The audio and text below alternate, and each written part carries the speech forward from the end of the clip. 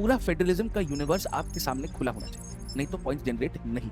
जैसे आपको फेडरलिज्म का मतलब आना चाहिए, आपको फेडरलिज्म के लिए क्या क्या चाहिए, रिटन कॉन्स्टिट्यूशन, इंडिपेंडेंट जुडिशरी आना चाहिए, आपको फेडरलिज्म की पूरी पॉलिसी आनी चाहिए, legislative relations, administrative relations, financial relations, ये कॉन्स्टिट्यूशनल प्रोविजंस हैं। इसके ऊपर सुप्रीम कोर्ट के कोर जजमेंट्स है जिससे डॉक्ट्रिन्स निकल के आते हैं, federal supremacy, colourable legislation etcetera.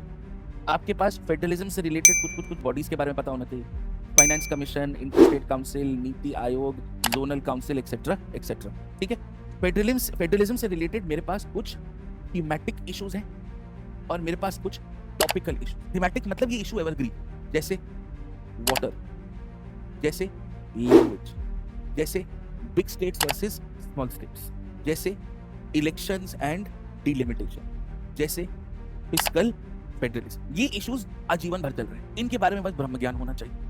And then I have some topical issues.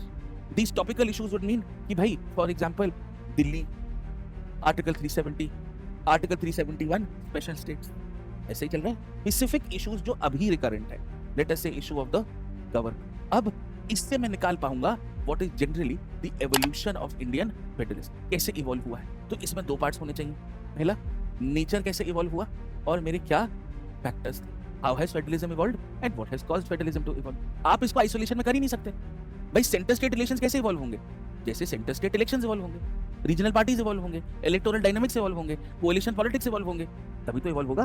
Then you will look at models of federalism कि भाई centre stronger than the states, asymmetry. अब ये एसिमेट्री दो तरीके की है कि पहला तो भाई centre stronger than the states, दूसरा हर स्टेट बराबर नहीं, वर्टिकल एंड हॉरिजॉन्टल। फिर आपके फेडरल मॉडल्स आते हैं कि कहां सब लोग मिलके काम करते हैं, सेंटर और स्टेट्स मिलके काम करते हैं, स्टेट और स्टेट मिलके काम करते हैं, cooperative federalism C1। C2 competitive federalism, states are fighting with each other for greater central reward. C3 confrontational federalism, they are fighting with each other on certain issues. ये सारे कॉन्फ्रंटेशनल फेडरलिज्म के examples हैं, centre versus states और state versus states. आ रहा है समझ में?